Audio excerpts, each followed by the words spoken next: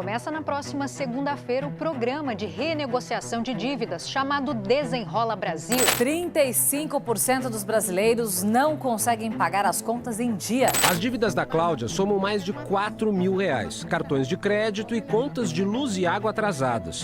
País de inadimplentes. São quase 70 milhões de pessoas com dívidas em atraso. Hoje, 77,3% das famílias brasileiras têm dívidas a pagar, como o cartão de crédito. Menos 30% dos brasileiros estavam com dívidas atrasadas. O número de brasileiros com dívidas em atraso bateu recorde dos últimos 5 anos. São mais de 70 milhões de pessoas. 70 milhões de pessoas. 70 milhões de pessoas.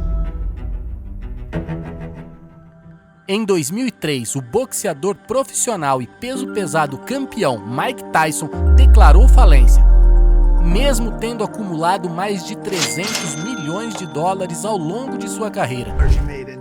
In your career, they're saying, what happened? A lot of fucking fun. Isso levanta uma grande questão sobre o dinheiro em si. Por que grande parte das nossas ações ou motivações na vida tem um desejo subjacente ou necessidade de adquiri-lo? Mas de que adianta adquiri-lo se o grande problema parece ser a nossa habilidade para gerenciá-lo? Reflita por um momento a sua própria atitude em relação ao dinheiro e como o dinheiro existe em sua própria vida. O que é o dinheiro para você?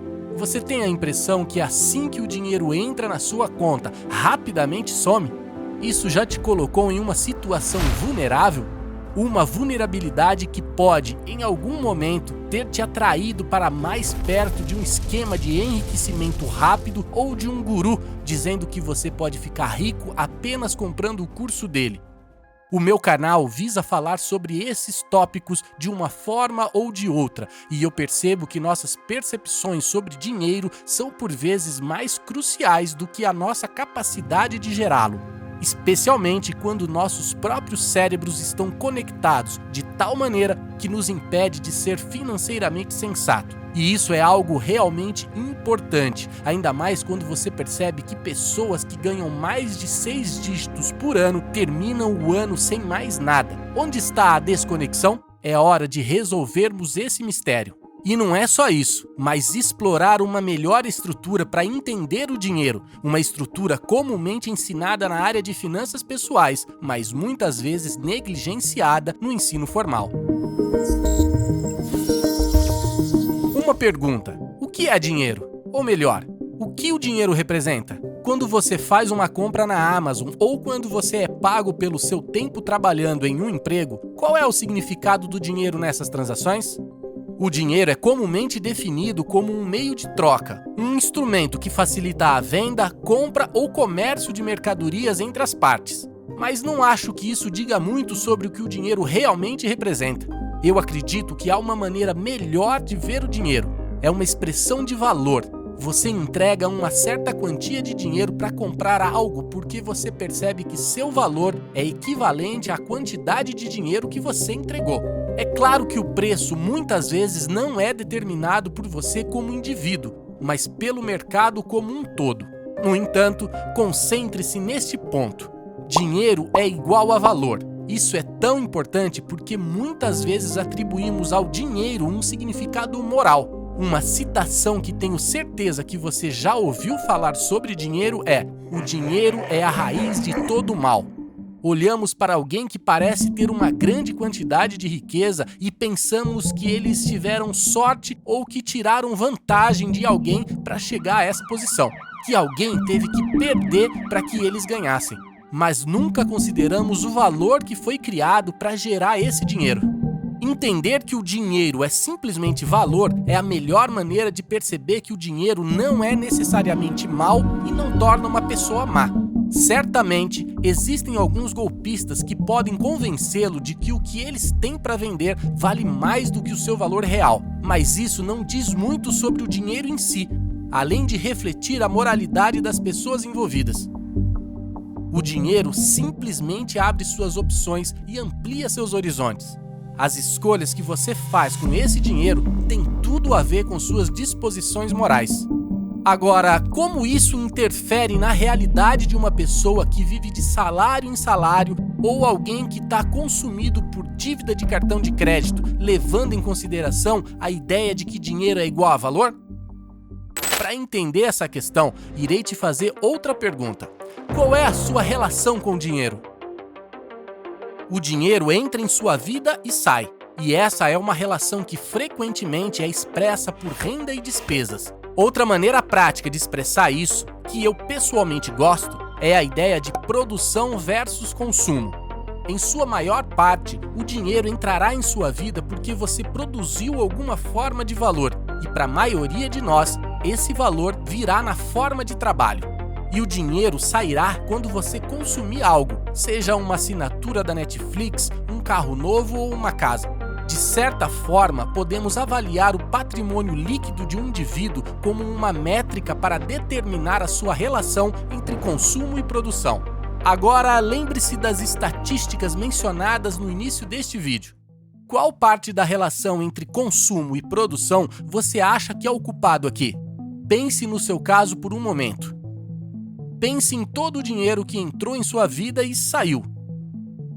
Quanto isso você ainda tem em posse hoje ou investiu em algum tipo de ativo? E qual parte desse relacionamento você sente que está desequilibrado ou precisa melhorar? A probabilidade é que ambas as áreas precisem de ajustes, mas para a maioria de nós, a maior questão está no nosso consumo. Lembre-se do estudo sobre construção de carreira que descobriu que 78% dos trabalhadores americanos estavam vivendo de salário em salário. Bem, também descobriu que dos trabalhadores que ganhavam $100 mil ou mais por ano, 1 em cada 10 deles ainda vivia de salário em salário para poder sobreviver e pagar todas as suas contas. Agora, você poderia argumentar que alguém que ganha 6 dígitos por ano ainda trabalha tanto porque gostaria de ganhar mais, mas quando você recebe um valor que está bem acima do salário médio e do custo de vida da maioria das pessoas, e ainda assim encontra uma maneira de gastar tudo, eu diria que seu consumo deve ser corrigido antes mesmo de considerar a sua produção. Um exemplo disso são as celebridades ricas que declaram falência. Isso mostra que muitas vezes a produção não significa nada quando você tem um problema com o consumo. A corrida dos ratos. Uma corrida desenfreada, uma autodestruição sem fim ou perseguição inútil. Uma corrida onde você corre e parece não sair do lugar. Às vezes, a corrida dos ratos é confundida com um trabalho CLT das 8 às 5, uma comparação frequentemente usada por certos indivíduos para culpar você e te fazer comprar os cursos e mentorias deles.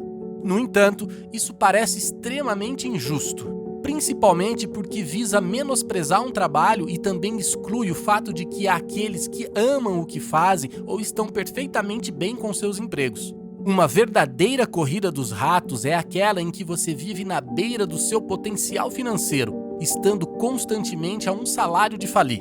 É uma sensação como se o dinheiro que entra em sua vida desaparecesse imediatamente. E quanto mais responsabilidades você tem, mais perigosa essa situação se torna. A perda de um emprego, um acidente, um problema de saúde inesperado ou qualquer circunstância inesperada pode colocar toda a sua situação financeira em turbulência. Considere as consequências mentais de viver à beira desse desperdício. Seu trabalho não se torna mais uma opção, ele se torna uma necessidade para manter o financiamento do seu estilo de vida ou para continuar pagando dívidas. Para citar Tyler, do filme Clube da Luta, as coisas que você possui acabam possuindo você. Qual é o lado bom disso? Isso não precisa continuar assim. O primeiro passo das finanças pessoais é criar uma consciência do seu relacionamento com o dinheiro. Isso geralmente é feito registrando suas despesas mensais e categorizando-as, como transporte, habitação, entretenimento, utilidades, alimentação e assim por diante. Trata-se de entender-se como consumidor, mas essa parte pode ser desafiadora. Em finanças comportamentais, esse sentimento muitas vezes é rotulado como o efeito avestruz, que é a nossa tendência de querer evitar informações financeiras negativas. É o sentimento que você tem quando reluta em verificar sua conta bancária após uma noite fora, com medo de que isso poderia mostrar. No entanto, depois de passar por essa fase, é hora de assumir o controle do seu comportamento como consumidor.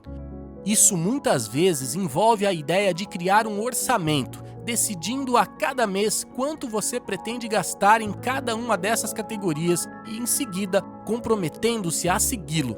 É sobre olhar sistematicamente para o que você consome e encontrar maneiras de minimizar esses gastos para, em última análise, viver abaixo do seu orçamento e de suas possibilidades.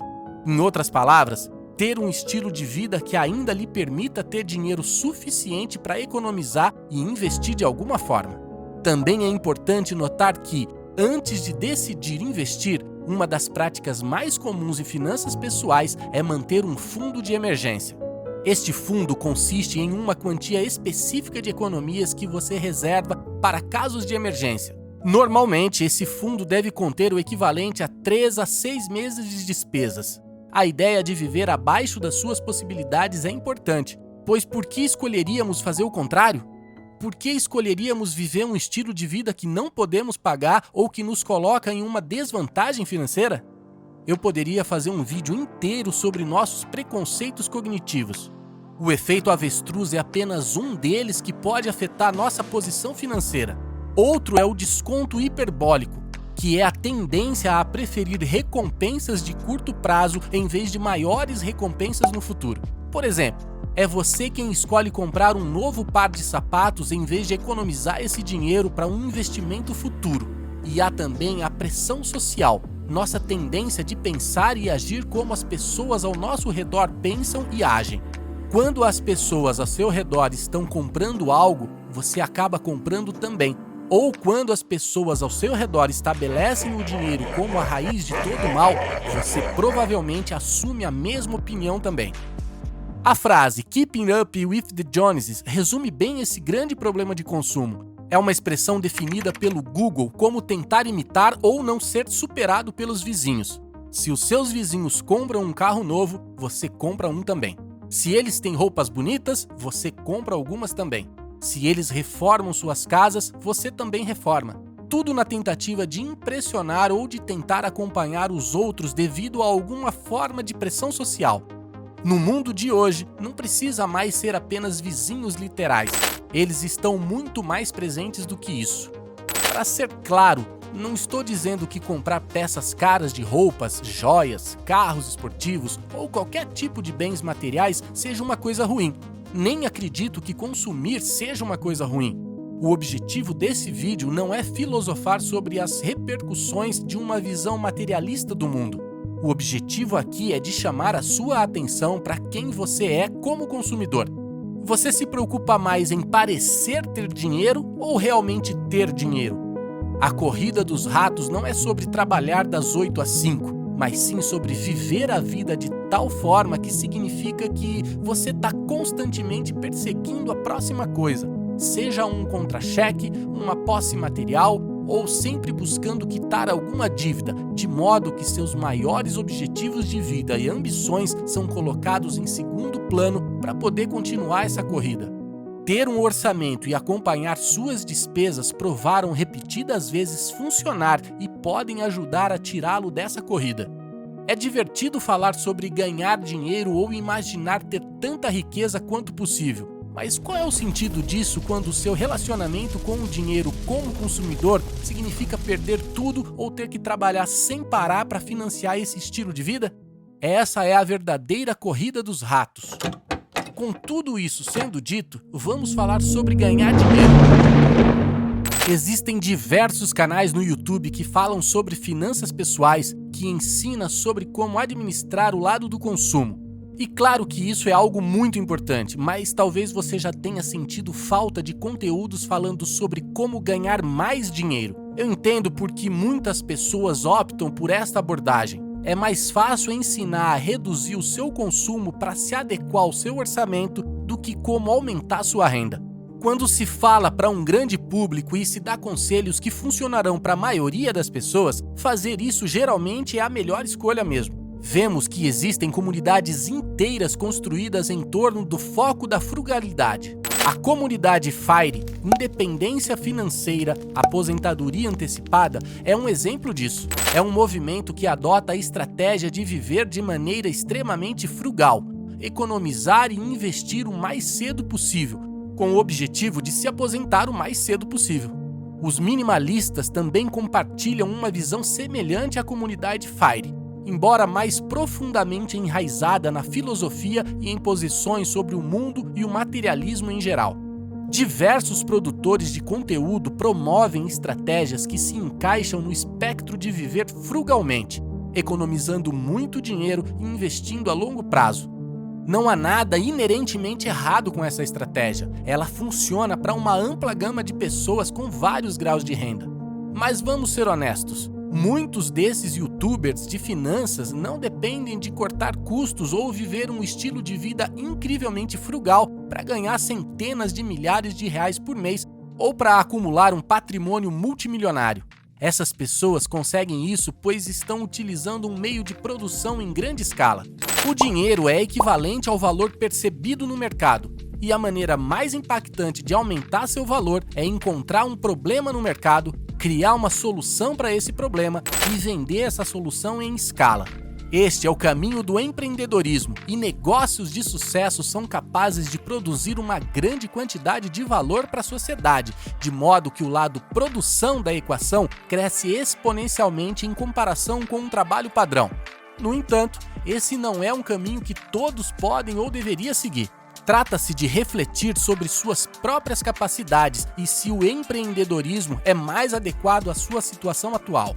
Com isso dito, aumentar a sua produção não precisa vir da ideia padrão ou complexa que talvez você tenha do que é um negócio.